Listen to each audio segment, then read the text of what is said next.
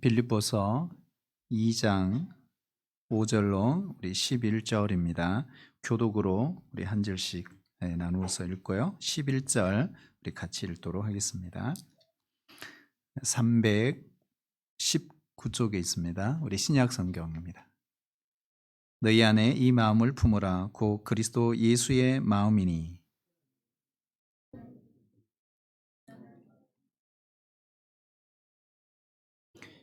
오히려 자기를 비워 종의 형체를 가지사 사람들과 같이 되셨고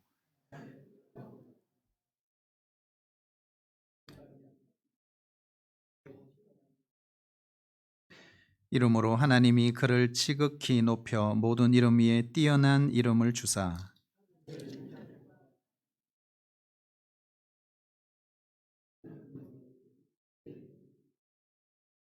모든 입으로 예수 그리스도를 주라 시인하여 하나님 아버지께 영광을 돌리게 하셨느니라. 아멘. 바울이 빌립보 교회에 편지를 보내면서요. 빌립보 교회가 좀 문제가 있었잖아요. 하나 되지 못하고 서로 갈라지고 그러면서 하나가 돼야 한다. 그렇죠? 나보다 남을 낮게 여겨야 된다. 그러면서 우리 지난번에 막 강조를 했어요. 자, 그러면 우리가 어떻게 하나가 될 수 있을까 하면서 오늘 바울이 편지를 적고 있는 거죠. 어떻게 하나 될 수 있을까요? 한번 따를까요? 예수님을 본받아서 예수님처럼 예수님을 본받아 너희들도 하나가 되어야 한다. 이렇게 말씀을 오늘 하고 있습니다.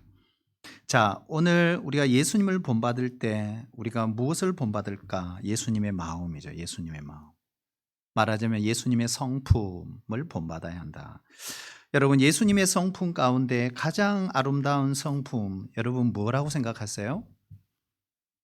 우리가 성령의 9가지 열매도 있죠. 다 예수님의 성품이잖아요. 근데 예수님의 성품 중에 가장 아름다운 성품이 있다면 여러분은 뭐라고 생각하세요? 어쩌면 우리 한 번도 생각해 보지 않을 수도 있습니다. 근데 저는 겸손이라고 생각해요. 예수님 성품 가운데 가장 아름다운 성품이 있다면 겸손. 예수님 스스로도 그렇게 말씀을 하셨습니다. 마음이 겸손하다 하셨어요. 그렇죠? 마태복음 11장 우리 29절에 보면 나는 마음이 온유하고 뭐하고요? 겸손하니 나의 멍에를 메고 내게 배우라. 그리하면 너희 마음에 쉼이 얻으리니 이렇게 돼 있잖아요. 여러분, 우리도 이 새생명 축제를 앞두고 정말 예수님의 이 마음, 이 겸손의 마음을 배워갈 수 있기를 축복합니다. 오늘 5절에도 보면 이렇게 말하잖아요. 너희 안에 이 마음을 품어라. 그러니까 사도 바울도 알아요. 예수님의 그 성품 가운데 아마도 최고의 성품을 아마 사도 바울도 그렇게 정리를 한 것이 아닐까. 오늘 5절에서 11절 내용을 보면 겸손입니다. 한마디로 말하면 겸손이에요. 겸손. 5절 우리 같이 한번 읽어볼까요? 5절요. 예, 시작. 너희 안에 이 마음을 품으라. 곧 그리스도 예수의 마음이니. 아멘. 자, 여기 보면 왜 예수님의 마음을 품으라고 했을까? 이렇게 질문을 해볼 수가 있습니다. 왜 그랬을까요? 바로 예수님의 마음 속에 뭐가 있기 때문에? 겸손이 있기 때문에. 그렇죠? 우리 예수님은 마음을 중요하게 보십니다. 왜냐하면 우리 예수님이 우리 마음을 만드셨잖아요. 그렇죠? 우리 예수님이 우리 마음을 창조하신 분이십니다. 심지어 마음이 쉼이 필요하다는 걸 아십니다. 그렇죠? 아셔요. 예수님은 마음에서 모든 것이 나온다는 사실도 압니다. 그래서 오늘 예수님 마음을 강조하신 겁니다. 우리가 겸손이라는 것도 사실은 하나님의 성품이죠. 그래서 사람이 이런 겸손의 성품, 겸손의 마음을 갖는 것 정말 어렵습니다. 왜 그러냐면 이 교만이 바로 타락한 인간의 본성이잖아요. 그래서 인간이 타락하게 된 결정적 원인은 교만이지 않습니까? 교만. 그래서 사람은 겸손하기 쉽지 않습니다. 하지만 사람은 교만하기는 너무 쉬워요. 우리가 잘 아는 것처럼 원죄에 뿌리지 않습니까? 그래서 그 교만이 불순종을 낳고 나중에는 우리를 타락하게 만들고 교만을 통해 죄가 이 세상에 들어오고 죄로 말미암아 뭐가 왔습니까? 사망이 온 것입니다. 그래서 사도 바울은 죄의 값은 사망이다 이렇게 말씀을 하셨던 겁니다. 여전히 우리 내면 속에는 꿈틀거리는 뭐가 있어요. 시퍼렇게 살아있는 괴물처럼 날마다 우리를 힘들게 하는 것이 있어요. 그게 바로 교만입니다. 교만. 그래서 교만은 이거는 너무 자연스러운 거예요. 이건 이상한 게 아니에요. 너무 자연스러운 것입니다. 훈련할 필요도 없습니다. 가만히 있으면 교만해집니다. 우리 옆 사람 보고 인사 한번 해볼까요? 가만히 있으면 교만해집니다. 예, 가만히 있으면 안 돼요. 가만히 있으면 교만해져요. 예. 우리 잡초라는 게 있잖아요. 잡초. 여러분 잡초는 아무리 캐도 어떻게 해요? 날마다 자랍니다. 마치 우리의 마음의 교만이 그렇다는 것입니다. 날마다 자라나는 이 교만, 이것을 잘라내지 않으면 어떻게 될까요? 이제 풀밭이 되는 거죠. 그러니까 우리의 마음이 어떻게 해요? 망하는 거예요. 그래서 잠언 16장 18절에서 솔로몬은 이렇게 말합니다. 교만은 패망의 선봉이요 거만한 마음은 넘어짐의 앞잡이니라 그랬어요. 그래서 우리는 항상 교만을 경계해야 합니다. 그래서 우리가 이걸 의식해야 돼요. 의식하지 않는 순간 넘어지게 되거든요. 왜냐하면 우리 하나님은 교만한 자를 대적하시고 대적할 뿐만 아니라 교만한 자를 물리치신다 그랬어요. 교만한 자는 불행합니다. 왜요? 하나님으로부터 멀어지니까. 얼마나 불행해. 교만한 사람을 하나님은 좋아하지 않습니다. 교만한 사람은 감사할 줄도 모르고 그렇잖아요. 그리고 마음에 행복이 없어요. 그러니까 우리가 추구해야 될 성품은 바로 예수님의 성품, 가장 아름다운 성품 뭐라고요? 겸손입니다. 겸손. 근데 반대로 겸손은 저절로 되지 않습니다. 교만은 가만 놔둬도 교만하지만 겸손은 저절로 안 된다. 그래서 훈련이 필요합니다. 자, 그러면 타락한 우리 인간 속에 시작된 이 교만의 씨앗이 있는 우리에게 어떻게 하면 겸손할 수 있을까요? 겸손의 방법. 돌을 닦는다고 되는 게 아니에요. 정한수 떠놓고 그렇게 한다고 되는 것이 아닙니다. 한번 따라할까요? 예수님을 영접하면 됩니다. 그렇죠. 예수님이 겸손의 왕이시지 않습니까? 그렇다면 예수님을 우리 마음 가운데 모실 때 예수님의 그 갖고 계신 예수님의 그 성품, 겸손의 씨앗이 우리 안에 들어오게 되는 것입니다. 여러분 우리 마음에는요 교만도 있고 겸손도 있어요. 이 두 가지가 다 있거든요. 그래서 우리는 늘 경계해야 될 마음이 바로 교만의 마음이라는 거예요. 교만은 가능하면 버려야 합니다. 그걸 친구로 삼으면 안 됩니다. 그렇죠? 그러나 반대로 우리가 품어야 될 마음은 겸손이죠. 교만은 버리고 겸손은 어떻게 해요? 우리 마음에 품어야 하는 것입니다. 그래서 겸손을 가꾸어야 합니다. 그러니까 우리 마음을 가꾸지 않으면 겸손할 수가 없습니다. 우리가 많은 경우 신앙생활을 어떤 행위로 보는 경우가 참 많이 있어요. 근데 여러분 신앙생활은 마음의 변화입니다. 따라 볼까요? 신앙생활은 마음의 변화입니다. 네, 마음의 변화예요. 자, 마음이 변하면 우리의 행동, 우리의 삶이 변화가 되어 있어요. 그래서 삶의 예배를 우리는 충분히 드릴 수가 있습니다. 그래서 겸손한 사람은 항상 마음을 비우고 살아갑니다. 네, 여러분 좀 비우고 사셔야 돼요. 욕심도 비우시고 아집도 비우시고 이기심도 비우시고 우리의 잘못된 생각도 비우시고 때로는 우리의 과거의 아픔과 상처도 비우시고 우리의 두려움, 염려, 걱정도 여러분 비우셔야 합니다. 그러니까 우리가 버릴 줄 알아야 됩니다. 자꾸 버릴 줄 알아야 돼요.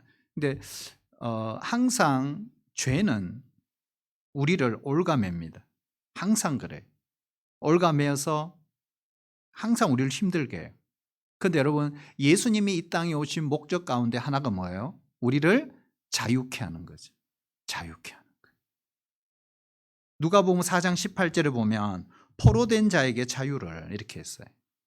그리고 눌린 자를 자유롭게 하고, 요한복음 3장 32절에도 보면 진리를 알지니 진리가 너희를 자유케 하리라.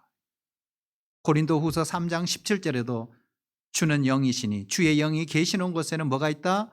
자유함이 있느니라. 여러분, 예수님 안에서 진정한 자유를 누리시기를 축복합니다. 이 주님이 주시는 자유를 누려야 됩니다. 그래서 예수님이 주시는 이 자유 어디서 시작될까요? 비움에서 시작되는, 비워야 된다. 예수님에게는 탐심이 없잖아요. 여러분, 예수님의 공생에 우리가 공부하고 있잖아요. 유월절, 4번의 유월절을 통해 예수님의 공생애를 보면 예수님은 정말 탐심이 없는 분이시죠. 욕심이 하나도 없으시죠. 심지어 땅 한 평 없잖아요. 그래서 어떤 사람이 예수님, 제가 주님 따르겠습니다. 그럴 때 예수님 뭐라고 대답합니까? 나는 네가 원하는 거 줄 수 없어. 참새도 깃들 곳이 있고 여우도 머물 곳이 있지만 인자는, 그죠? 머리 둘 곳 없다. 너가 원하는 거 나 못 준다. 이렇게 돼 있어요. 그러니까 예수님 땅 한 평 없이 사신 분이잖아요. 사심이 전혀 없으신 분. 그래서 예수님은 자유로우셨던 분이시구나 하는 걸 알 수 있습니다. 그래서 우리를 묶고 있는 그것이 어떤 포로든지 그 포로에서부터 우리를 자유케 하시는 분이십니다. 저도 사실은 과거에 자유하지 못해서 정말 이 어두움의 포로에 붙들려 정말 힘든 시기가 있었습니다. 상당한 오랜 시간 동안 정말 어려웠어요. 힘들었어요. 얼마나 힘들었는지 몰라요. 저는 그것이 공황장애와 또 그것이 우리의 정신적인 압박으로 불안장애로 오는 건 줄 몰랐어요. 그러니까 뭐 그게 한 25년 전의 이야기니까 잘 몰랐어요. 그러니까 이제 최근에 와서 그런 걸 알게 된 거죠. 근데 참 놀라운 거는요, 정말 우리 주님은 능력이 있습니다. 그리고 십자가는 능력이 있습니다. 저는 그것을 어디서 해방과 자유를 느꼈느냐? 이사야 53장 5절 말씀이죠. 그가 채찍에 맞음으로 우리가 나음을 입었도다. 근데 그 말씀을 읽는 순간 어디서 제가 해피타임 와서 간증을 한 적이 있는데요. 와, 그 말씀은 이 고난의 종의 말씀입니다. 53장 전체가요. 근데 우리는 항상 읽는 말씀이에요. 교독도 하고. 근데 그날 그 말씀이 저를 치유하셨어요. 그 말씀이 우리를 자유케 하셨어요. 놀라운 사실은 저를 묶고 있던 어두움 영적 세력들 순간적으로 이렇게 빠져나가는 거 있잖아요. 빠져나가면서 하늘에 그냥 구름 위에 떠 있는, 정말 그가 채찍에 맞음으로 우리가 나음을 입었도다. 그래서 자유함 얻었어요. 네. 여러분, 하나님의 말씀은 지금도 살아 있습니다. 우리 믿음의 조상이라고 한 아브라함도 그를 묶고 있는, 그를 옥죄고 있는 것이 있었어요. 그게 뭘까요? 아들 이삭이었습니다. 이삭. 이유가 뭘까? 자, 우리가 성경을 보면 아브라함을 이야기할 때 여러 관점에서 이야기합니다. 모리아산에 아들을 바쳐라. 믿음의 관점에서 아브라함의 믿음을 테스트하셨던 우리 하나님, 이렇게 이야기 볼 수도 있어요. 또 이렇게 우리가 좀 상담학적으로 접근해 보면 또 그렇지도 않습니다. 이렇게 볼 수도 있어요. 아브라함이 이삭의 노예였다. 그래서 아브라함에게 하나님은 자유를 주시기 위하여 이삭의 노예된 그를 해방시킨 날이 그날이라는 거예요. 왜냐하면 여러분, 자식을 사랑하는 것은 너무나 당연한 것입니다. 그러나 아브라함은 자식의 사랑을 넘어 집착했던 것입니다. 그에게 사로잡혀 있었던 거예요. 그러나 그날 모리아 산에 올라 하나님 앞에 이삭을 바치는 순간 그는 자유인이 된 거예요. 이게 진정한 믿음이잖아요. 그렇지 않아요? 그리고 비웠을 때 자유롭게 아브라함은 비상할 수 있었고 22장 그 이후에 아브라함의 삶을 보면 한 번도 이삭에게 매여 본 적이 없습니다. 그리고 이삭으로부터 그는 자유케 됩니다. 과감하게 버리는 훈련을 제대로 받은 거죠. 우리도 그런 시점이 필요한 것입니다. 그리고 우리 인생의 정리정돈, 우리가 정리정돈을 한다는 건 뭘까요? 버릴 건 버린다 이런 뜻이잖아요. 우리가 인생의 고수가 되면 비울 줄 압니다. 그런데도 계속 시간을 흐르고 나이가 드는데도 계속 비울 줄 모르면 그게 불행인 것입니다. 우리 예수님도 그랬잖아요. 요한복음 15장에 보면 포도나무 비유장을 통해서 열매 맺는 삶을 살기 위하여 예수님이 가르쳐 주는 방법이 뭐예요? 가지치기였습니다. 그래야 열매를 맺을 수 있다. 그래야 인생이 아름답다. 이런 거예요. 여러분 우리 한국 교회도 그렇고 또 우리 영적으로 우리에게 큰 영향을 주시는 그리고 나이가 많으신 어르신들, 뭐 방송에 나오고 이런 분들 보세요. 여러분 멋있죠? 제가 볼 때 멋있다. 정말 아름답다. 이런 생각을 해요. 왜냐하면 그분들은 인생을 집착하지 않고 정말 비우고 그렇게 주님과 함께 동행하며 그들의 삶을 살고 있더라는 거예요. 그 아름다움이죠. 왜요? 가지치기를 한 거예요. 여러분 우리 인생도 그렇잖아요. 비우면 아름답습니다. 비우면 아름답습니다. 우리가 건강검진을 하잖아요. 저는 1년에 한 번 꼭 합니다. 건강검진. 위내시경, 뭐 대장은 만 3년마다 뭐 이렇게 한 번씩 하고. 근데 여러분 대장 내시경 할 때 어떻게 하던가요? 힘들어요. 그렇잖아요. 근데 또 생을 하신 분도 있더라고요. 대단하시면 존경합니다. 생을 하시는 분 정말 존경스럽습니다. 12시간 전부터 여러분 음식을 다 가려 먹어야 되잖아요. 3일 전부터 이건 먹고 이거 먹지 마세요. 저거 먹었어요. 그리고 또 약을 먹고 물을 마시고 막 물배 채우고 막 그러잖아요. 근데 왜 그렇게 하죠? 속을 비우라고. 근데 왜 속을 비우라 그럽니까? 내시경을 통해 좀 더 잘 보기 위한 것은. 그렇죠? 그래서 속을 비우는 거예요. 여러분 우리도 그래요. 마음을 비워야 잘 보입니다. 우리가 보지 못하는 것은요 집착 때문이고 탐욕 때문입니다. 산하신 우리 성도 여러분, 겸손은 자신을 낮추는 데 있습니다.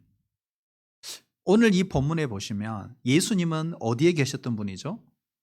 천국에 계셨던 분이에요. 위에 계셨던 그분이 이 땅으로 내려오셨습니다. 심지어 말구유까지 내려오셨고 나중에는 십자가까지 내려가셨고 사도 베드로는 음부까지 내려갔다 이렇게 말씀하고 있습니다. 그러니 예수님의 삶은 끝없이 자신을 낮추는 그러한 삶을 사셨구나. 그런데 우리는 자꾸 올라가려고 하잖아요. 저 높은 곳을 향하여 자꾸 올라가잖아요. 그래서 마귀의 유혹은 뭘까요? 우리를 자꾸 높은 데 세우는 것입니다. 그래서 예수님이 당하셨던 그 시험을 보세요. 천하 만국을 보여주며 나에게 절을 하면 이 영광 다 주겠다고. 이 마귀의 특징이에요. 그래서 마귀는 항상 우리의 교만을 부추깁니다. 높은 데서 시작하라고 말합니다. 그러나 예수님은 그렇지 않아요. 나처럼 낮은 곳에서 시작하라고. 그렇게 말씀하시는 거죠. 이것이 뭐예요? 천국의 원리입니다.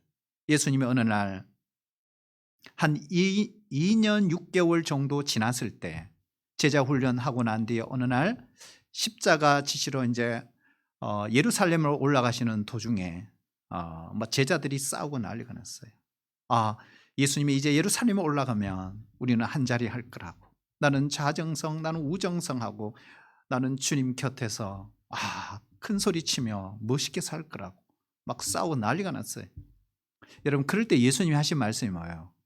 세상 사람들은 높은 자리에 앉아 집권자들은 명령하고 지시하는 자가 높은 자지만 천국은 그렇지가 않다고. 하나님의 나라는 어떻게 해요? 어뜸이 되고자 하는 자는 종이 되어야 한다. 그 나라, 나도 너희를 위해서 섬김을 받으러 온 것이 아니라 너희를 섬기러 왔고 대속물로 왔다고 그렇게 말씀하시잖아요. 여러분, 기독교는 섬김의 종교입니다. 그리고 낮은 데서부터 시작합니다. 이것이 예수님의 스타일입니다.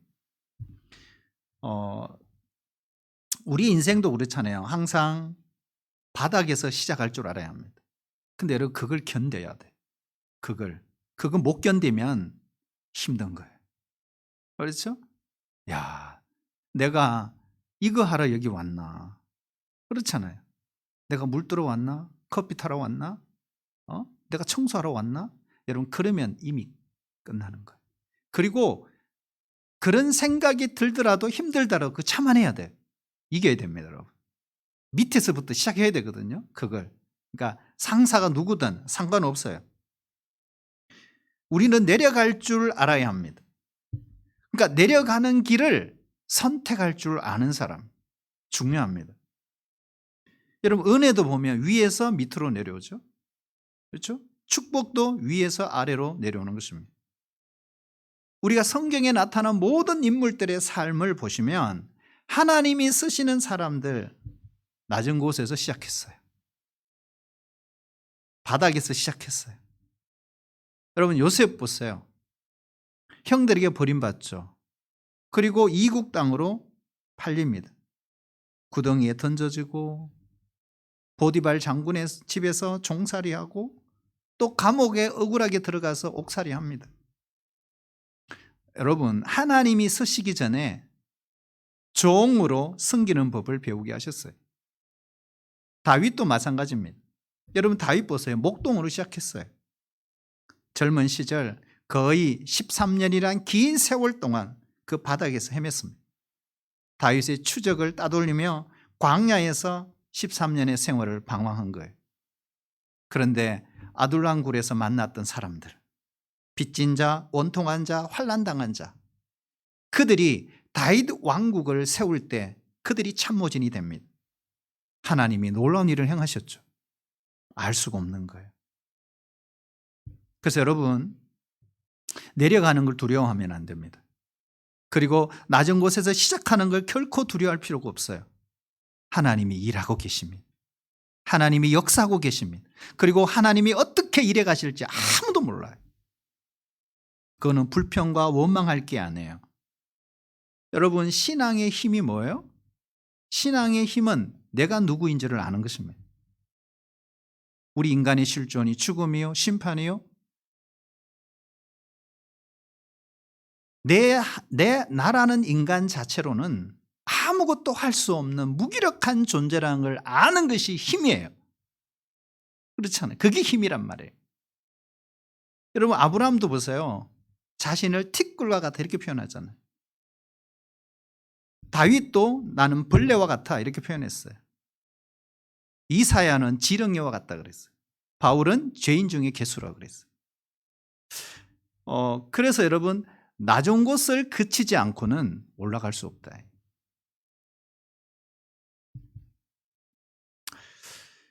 오늘 예수님 보세요. 십자가로 다 끝나는 줄 알았잖아요. 아니잖아요. 어떻게 했어요? 부활로 하나님이 일으켜 세우셨어요. 존귀하게 하셨어요. 우리 같이 한번 읽어볼까요? 2장 9절, 10절, 11절 우리 같이 한번 읽겠습니다. 시작.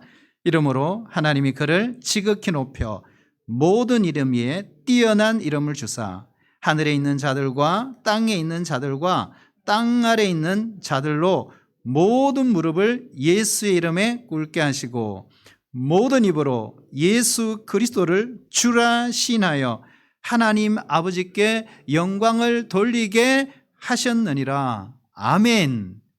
여러분, 이 예수님의 삶은 우리의 삶입니다. 예수님이 보여주신 삶의 표준은 우리 크리스찬의 삶의 표준인 것입니다. 그러므로 여러분, 우리가 행복한 신자로 살기를 원하신다면 결국에는 행복을, 겸손을 연습해야 합니다.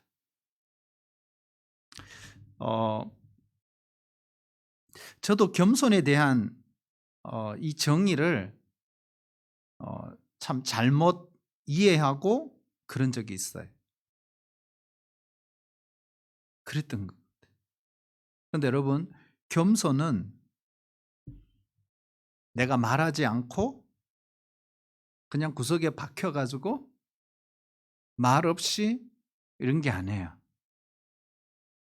그냥 네, 이게 겸손이 아니더라. 이게 겸손이 아니더라. 겸손은 뭘까요? 첫 번째 따라할까요? 실력을 높이고. 자, 겸손은 실력이 있어야 돼. 바로 일단은 실력이 있어야 됩니다. 그리고요, 자세는 낮추는 거예요. 그러니까 이걸 계속 우리가 연습을 해 가야 하는 것입니다. 실력이 없으면 겸손한 게 아닙니다.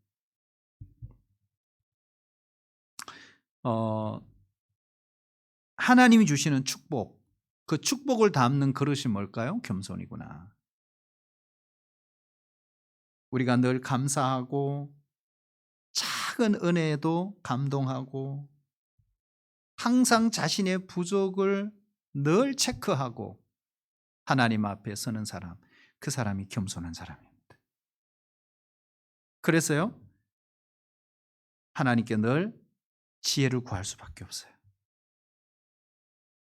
우리가 야고보서 1장 5절에 보면 누구든지 지혜가 부족하거든 모든 사람에게 후히 주시고 꾸짖지 아니하시고 하나님께 구하라. 그리하면 어떻게 해요? 주신다.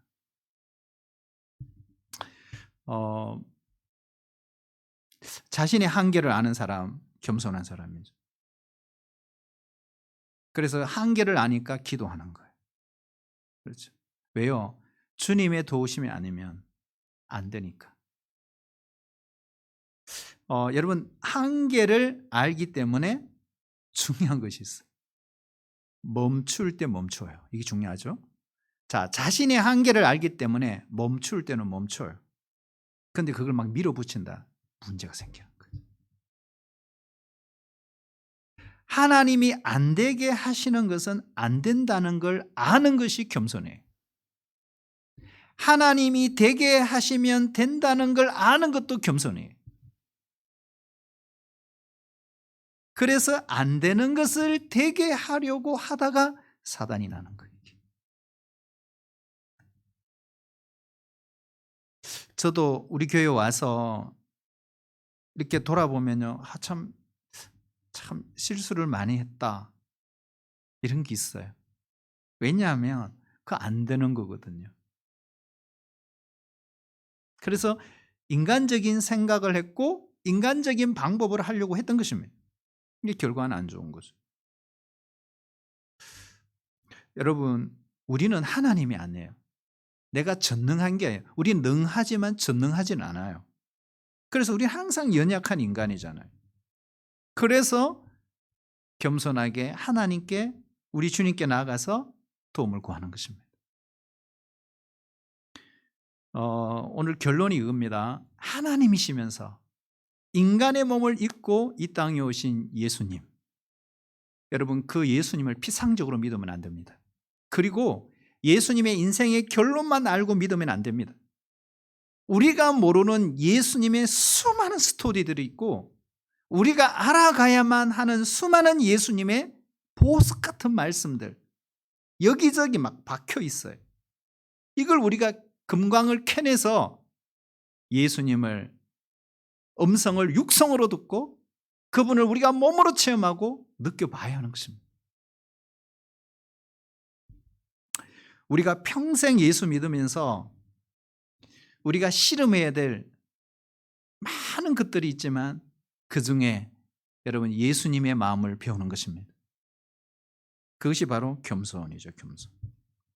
우리 모두 교만한 자를 물리치시고 겸손한 자에게 은혜를 주시는 우리 하나님, 여러분, 우리 모두 빌립보 교회에게 요구했던 예수님처럼 너희들이 하나 되어 예수님을 본을 닮아서 다시 교회가 교회되기를 원하는 이 바울의 마음, 오늘 이 시대 우리에게도 마찬가지죠. 하나님, 그렇습니다. 우리 한 사람 한 사람의 우리 동부 공동체가 정말 예수님을 본받아 하나 되어 하나님 나라를 세워가는 아름다운 교회 될 수 있도록 하나님 축복해 주세요. 우리 인생 그런 인생 되기를 원합니다. 하나님 은혜를 주십시오. 우리 함께 기도하시고 그런 소원으로 주님께 나아갔으면 좋겠습니다.